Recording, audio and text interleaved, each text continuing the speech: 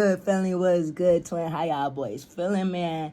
I'm feeling cool. I appreciate y'all boys for asking me, twin. In this video, it says how it feels to die from every serial killer. Thought this would be a cool ass video to watch, to react to. A talking head. How does it feel to die by every serial killer? Let's get straight into it. Imagine that you're an 18-year-old runaway, homeless and desperate for work. A man in his 30s pulls up in his car and introduces himself as John. He's friendly, well-dressed, and owns his own construction. Gang, the face. Why did this nigga draw him like that? Okay, let me not pause, bro. We finna just get into it. $10 an hour, cash, no questions asked. He says you can start tomorrow if you come to his house tonight to discuss details. You're desperate. That house look creepy as fuck. You accept. His house is normal, suburban, and unremarkable. Inside, John offers you a beer and starts explaining the construction work. A beer, mind you. The age said 18 to 2 years old. So this can be possibly a 14-year-old because we know this man was a predator. And he was a rapist. So you're giving alcohol to minors. This was, oh my God, I'm so glad this nigga did. All these people up in here, I'm glad these niggas are dead. They need to be under hell. They need to be sleeping next to Satan. Literally. Because these motherfuckers are disturbed individuals. The click of the cuffs locking is the last normal sound you hear. John's entire demeanor changes in an instant. The friendly contractor vanishes. He forces you to the floor and ties your ankles. You're screaming, but there's no one to hear you. His neighbors are too far away, and he's soundproofed the room. He places a rope around your neck, tied in a specific knot. Oh, God. Then he starts twisting it with a stick like a tourniquet, slowly cutting off your air supply. You can't breathe, and this torture continues for hours. Hours? Finally, he tightens it one last time and doesn't stop. Your last conscious hours? Imagine for hours you're getting strangled, bro. Cutting off your air circulation, letting you breathe, then doing it again. Oh my gosh, that's torture. These niggas are sick. Your body will be buried in the crawl space beneath his house, along with 28 others. John Wayne Gacy was arrested in December 1978 after the bodies of 4 late victims were found in the Dares. Look at this ugly ass nigga. Ugly as fuck. Ugly as fuck. Then you gay. Then you couldn't even, like, you know why you couldn't pull no niggas around your age, bro? It's not even because you gay, nigga. Cause I'm a lesbian. Lesbian female. But nigga, you're just an ugly bitch. You just an ugly fucking bitch. Like, look how fucking ugly this nigga is. Can we take in account how fucking ugly this nigga is? He's like a fucking square. Like, he looks like a square-ass nigga. Damn, bro. You couldn't even, like, damn, bro. Shit. River. Fucking ugly Police bitch. discovered 29 bodies buried beneath his house. His trial began in 1980. He pleaded innocent by reason of insanity. However, the jury convicted him of all 33... Nigga, you were not insane. You were not insane. You were just crazy. But you were not mentally insane. No, you were just a disturbed individual. Disturbed as fuck. Penalty. Yeah. Glad. He was executed by lethal injection. Lethal injection. Get that bitch ass nigga up out of here, you dead fuck. I haven't... No, oh my God, I will speak ill on these niggas as they're rotting in hell because y'all are sick individuals. Sick as fuck. The Zodiac. You're sitting on a bench at Lake Berryessa in Napa County, California, enjoying a peaceful picnic with your girlfriend on a warm afternoon. I never heard of the Zodiac Killer. The sun is shining, the water is calm, and you're completely relaxed. But suddenly, your girlfriend grabs your arm and points toward the trees. She tells you that she thinks she saw somebody watching you guys in the woods, and before you can even react, a 6-foot-tall, 250-pound psycho approaches you out of nowhere. He's wearing nothing but dark clothes, sunglasses, and a straight-up executioner hoodie. Oh, fuck no. Oh, fuck no. And slowly approaches you. Instinctively, you position yourself between him and your girlfriend. Hold on, Tony. But to your absolute surprise, he starts to reason with you. He says that he's an escaped convict from Montana, and that all he needs is your car and money to get to Mexico. Even though you don't really have a choice, you tell him you'll cooperate. He orders both of you to lie face down on the ground. Then he tells your girlfriend to tie you up first. Afterward, he then ties her up in the same way. With Without as much as even a second passing, the criminal tears her to shreds right in front of you with a 12-inch carving knife. You scream in horror as you try to break free from your restraints to save her. Oh But my your attempt to try to God. free yourself and charge at him quickly transforms into trying to escape him. Once you realize he turns his attention towards you, A plunges his weapon into your lower back, then your Oof. upper back, then above your ribs, and he doesn't stop. Oh my Eventually, God. as you lie on the ground gasping for air, you watch as the man leaves a note on the side of your car. It'd have a zodiac sign on it with the dates of 3 recent and the words "by knife" written besides them. What the This is what happened fuck? to Brian Hartnell and his girlfriend Cecilia Ann Shepard. Oh Luckily enough, man, Brian survived R.I.P. to that, them, but his bro. girlfriend sadly would pass. That's so Brian would sad. describe the criminal to police officers, but the Zodiac would never be caught, and he'd go on to claim anywhere from 5 to 37 more victims, leaving behind cryptic notes like this. I like people because it is so much fun. It is more fun than wild game in the forest, because man is the most dangerous animal of all. The Butcher. Sick. Imagine you're a Sick, girl bro. These waiting niggas at a are rural sick. train station in Rostov, Soviet Union in 1984. Soviet Union. Middle-aged man in Fuck. glasses approaches you, soft-spoken and grandfatherly. He says he knows a shortcut through the woods to the next town and offers to show you the way. You're running late and he seems harmless, so you follow him. The forest path gets darker and colder, and you begin to feel uneasy when suddenly he grabs you from behind. His strength is pretty shocking for his mild appearance. Suddenly, throws you to the ground and starts slashing with a knife he pulled from his coat. The attack is nothing short of animalistic.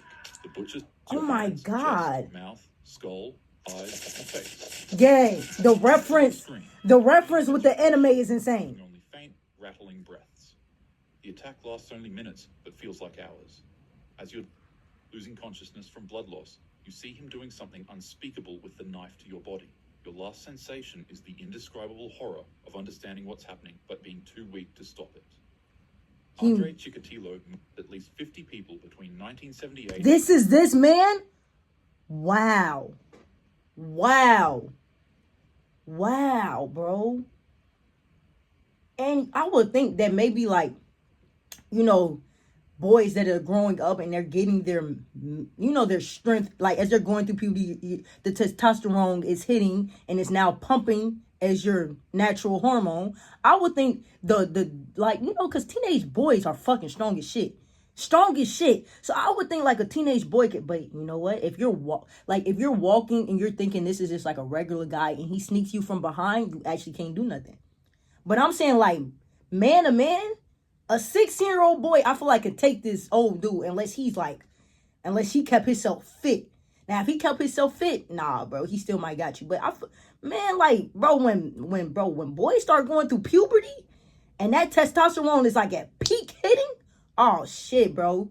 Man, look, I had to really learn to stop fighting my fucking older brother. Like once we started hitting our teenage years, them punches started to hurt. I had to stop. I'm like, all right, nah, this nigga becoming a man. He getting his man strength. I gotta stop. And arrested. Bro, While in because, court, he was man, kept in a teenage cage because niggas. of his erratic behavior. On one occasion, he pulled down his pants and in front of the court. He was executed in a Moscow prison in 1994. Naturally, we love that. Oh, Jeffrey Dahmer. Here we go. Here we go with this nigga. We seen a whole documentary on this nigga. You don't even have to really tell us. Jeffrey Dahmer. Now imagine you're at a bar in Milwaukee on a Saturday night when a blonde man in his late 20s approaches you. He's charming, good-looking, and well-spoken. He introduces himself as Jeff and offers to buy you a drink. He mentions he's a photographer and asks if you'd be interested in making some quick cash by posing for photos at his apartment. What do you mean by that? He offers No, you for real. $50. What do you mean by that, It sir? seems harmless enough, so you agree. His apartment is at 924 North 25th Street. It's neat and surprisingly clean. He offers you another drink, strong rum and coke. You take a few sips, and within minutes, you start feeling dizzy Yeah, and disoriented. nigga, you gone. He done drugged that ass. You try to stand up. He but done your legs drugged won't that go. ass, boy. You're The gone, room nigga. spins. You Jeff are is still gone. talking, but his voice sounds distant and distorted. You collapse onto the couch. Then you wake up hours later. But something is wrong. You can't move your arms. You're handcuffed to something. Your head is I ain't even pounding. gonna lie. A lot of these victims was like too naive and too gullible. I'm not gonna lie, twin.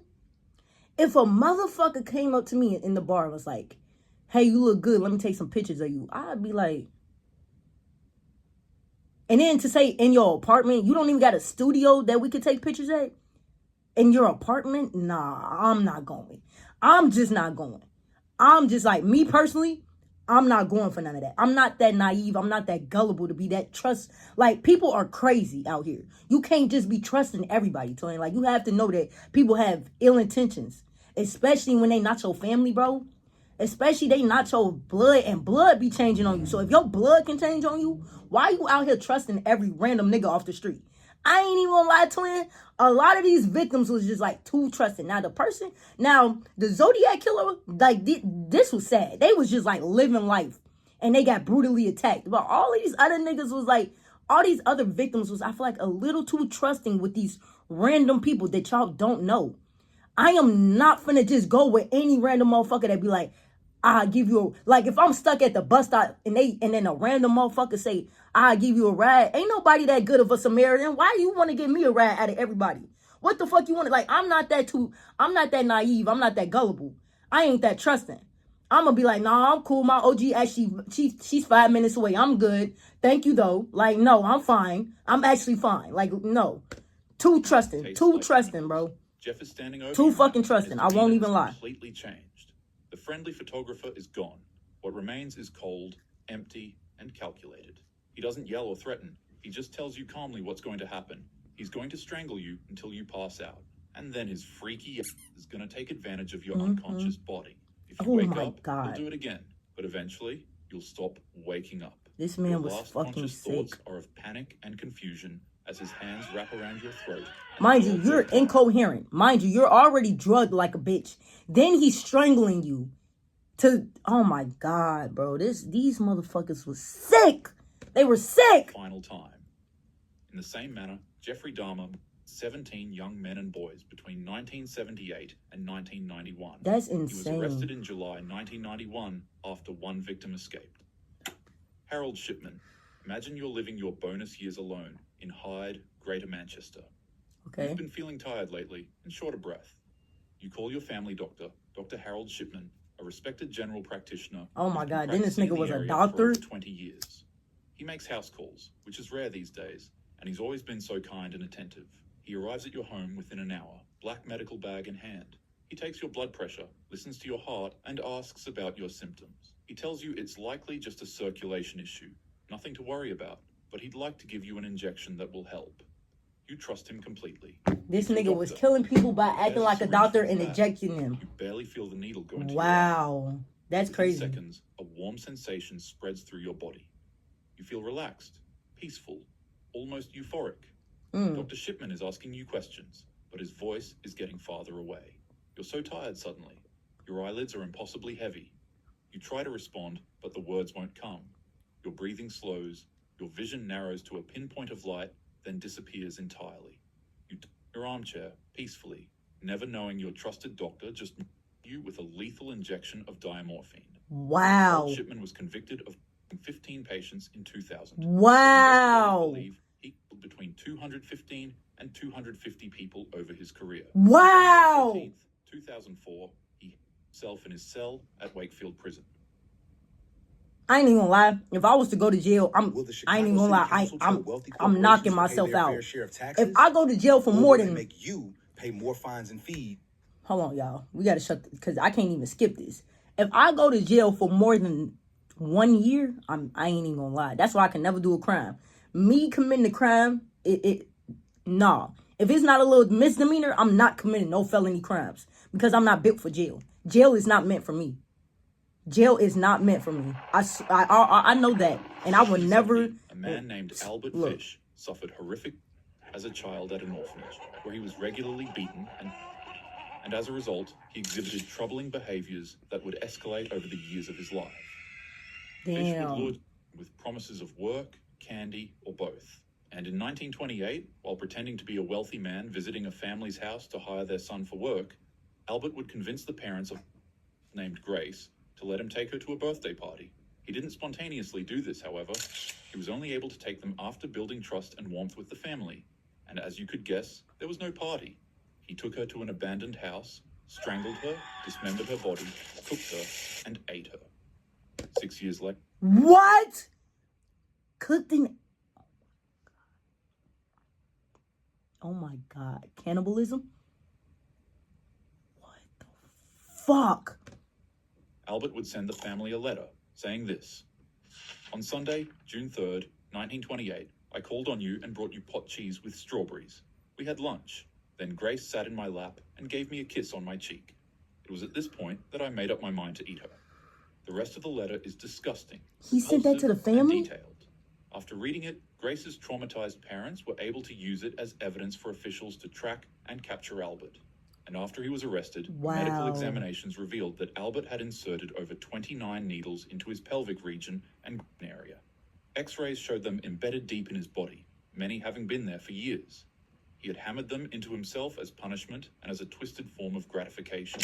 Sadly, Grace's fate would be the same of over 1 to 400 other that What? Albert Fish did this to. What? He was later on by the electric chair in Yes, get 1936 this- at 65 years old. Oh my He wrote a God. final statement, but the only person who was able to ever read it was his lawyer, and he refused to release it to the public because he considered it the filthiest thing he had ever read in his life. Oh my God. Majority of people in real life are actually pretty normal, but nonetheless, bad apples still do exist. Hell So yeah. always make sure that you're not out at night too late without your friends or family, and Man. also always let your loved ones know where you are Literally, at all times. literally, Oh, y'all. yeah, Like, and most I ain't even gonna importantly, lie. Sharing, you should share. gym. Everybody, Invest at in least pepper one spray. person should know where the fuck you are at all times. Like, at least one person should have your low and know where you are at all times. Cause game, it is crazy people out here, twin. Like y'all, be on y'all P's and Q's, man. Like, really be on your P's and Q's because niggas out here really fucking insane, twin. And man, bro, they would do some malicious shit to you. Like, they would do some malicious ass shit. Twin, like, hey, y'all be on y'all P's and Q's, man, for real. Don't be out here like, even like your homies, like your closest day ones can be a nigga that would, like, do y'all know that they say you will most likely get murdered by somebody that's close to you? Be on your P's and Q's, even with your family, even with your closest day one homies. Because you will never know. Like, you could start getting big in life, start winning for real. Niggas get envious of that, and they want to take that shit from you, twin. Like, really, y'all, hey, man, be on y'all P's and fucking Q's, bro. You can't be trusting everybody out here, twin. Not everybody has the best intentions for you. Like, for real, bro. Like, for, man, like, because this just broke my heart. This is, and it's insane that it's still people out here that's, like, that is doing this. Like, man, bro, like, for real, be on y'all P's and Q's, bro, for real, for real. But, hey, man, if y'all enjoyed the video, twin, y'all already know what the fuck to do, man. Like the video, subscribe to the channel, turn on post notifications, y'all boys are new. I appreciate all the love y'all been showing me, family, for real, bro, for real, for real. I really do. Hey, man, I'm gonna catch y'all boys in the next one, bro. I'm out, nigga. Peace.